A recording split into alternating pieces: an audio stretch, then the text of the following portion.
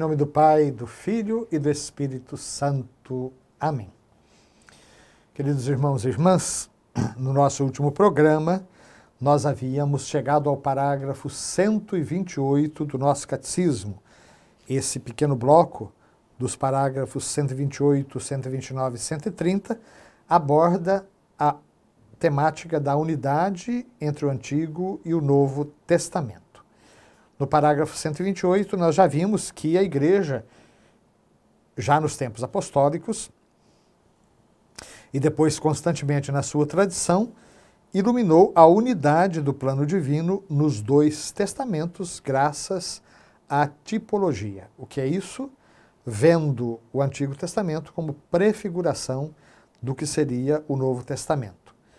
O Antigo Testamento seria tipo, o Novo Testamento antitipo. Essa linguagem pode parecer estranha para a maioria de nós, mas quem conheceu os trabalhos da tipografia antiga saberá direitinho do que se trata. Então,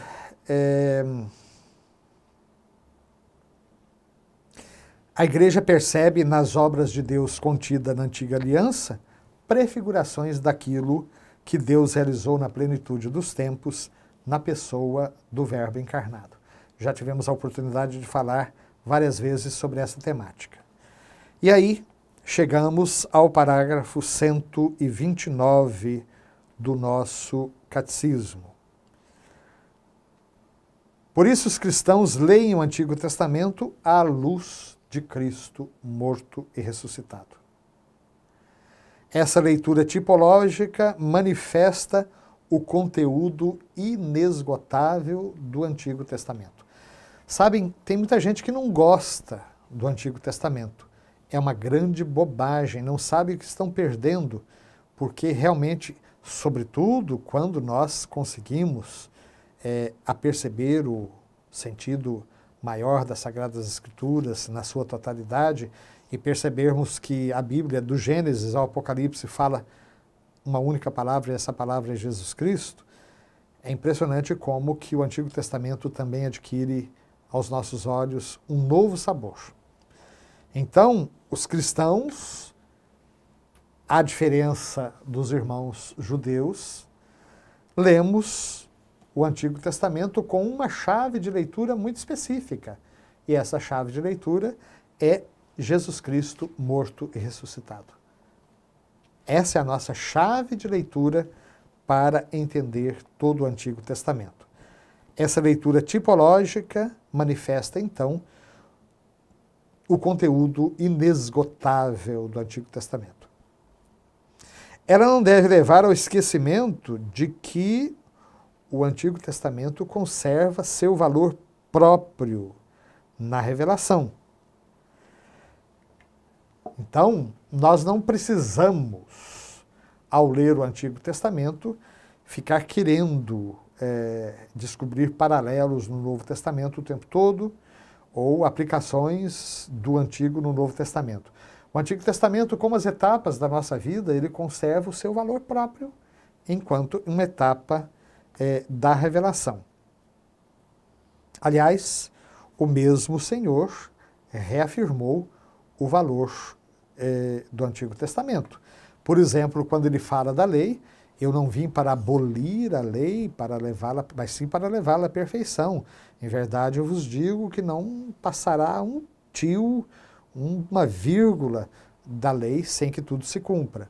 Então, Jesus, ele veio tirar o sumo daquilo que já estava no Antigo Testamento. E, naturalmente, com a sua missão, levar essa revelação à sua perfeição.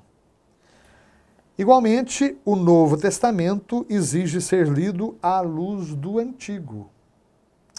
Dificilmente nós vamos entender a riqueza do Novo Testamento se nós não tivermos o Antigo Testamento em mãos e na mente e no coração. A catequese primitiva, nos lembra o nosso catecismo, recorre com frequência ao Antigo Testamento. Aliás, é bom saber que nos tempos de Jesus não havia outra escritura que não fosse o Antigo Testamento. E antes da primeira carta de São Paulo aos Tessalonicenses, que é o primeiro livro do Novo Testamento a ser escrito, antes mesmo dos Evangelhos, não havia outra escritura que não fosse o Antigo Testamento. E os cristãos procuraram entender a missão de Jesus recorrendo justamente ao Antigo Testamento, só que agora reinterpretando o seu significado. Então o Antigo Testamento será desdobrado em toda a sua potencialidade no Novo, mas o Novo precisa ser lido à luz do Antigo. Segundo um adágio antigo, o Novo Testamento está escondido no Novo, ao passo que o Antigo é desvendado no Novo. Esta é uma expressão de Santo Agostinho. O Antigo Testamento, o Novo Testamento está escondido no Antigo. O Antigo Testamento é desvendado, é esclarecido no Novo. E chegamos então ao parágrafo número 130. A tipologia exprime o dinamismo em direção ao cumprimento do plano divino, quando Deus será tudo em todos. Existe um único projeto de Deus que se desdobra na história e ele será consumado na glória. Assim, a vocação dos patriarcas, o êxodo do Egito, por exemplo, não perdem o seu valor próprio no plano de Deus, pelo fato de serem, ao mesmo tempo, etapas intermediárias deste plano de Deus. Isso aqui é muito importante, meus queridos. A teologia, com muita frequência, se serve, a espiritualidade mais ainda, né? Aliás, a espiritualidade deveria estar em permanente diálogo com a teologia, inclusive com a teologia dogmática, e a teologia deveria se embeber da espiritualidade. Mas é interessante como que, tantas vezes, os textos do Antigo Testamento são fontes sublimes de espiritualidade. Basta lembrar, por exemplo, o livro do Cântico dos Cânticos, que os místicos apreciavam tanto e que até hoje continuam sendo fonte de reflexão para a própria vida contemplativa. Ainda hoje, quando nós queremos perceber mais sobre o coração de Deus, nós podemos recorrer a, por exemplo, o livro do Êxodo, que é o cerne, inclusive, de toda a Torá, para vermos como Deus se coloca do lado dos pequeninos, dos pobres, dos oprimidos, como Deus envia Moisés para resgatar o seu povo que estava na casa da escravidão, e de que maneira tudo isso ainda vale para nós, enquanto cristãos comprometidos com a construção do reino de Deus. Então, o Antigo Testamento não perde de forma alguma a sua validade. Então, meus queridos, com isso, nós concluímos mais um item do nosso catecismo, o cânon das Sagradas Escrituras.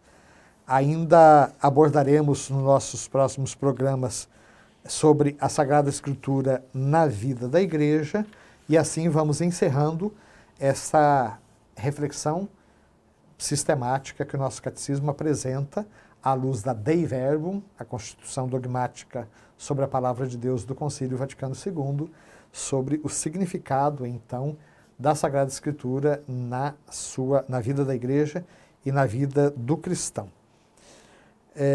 Que o Senhor, então, palavra viva de Deus, venha ao nosso coração e que o Espírito Santo abra a nossa mente para que essa palavra crie corpo em nós, que não sejamos apenas ouvintes da palavra, mas praticantes da palavra.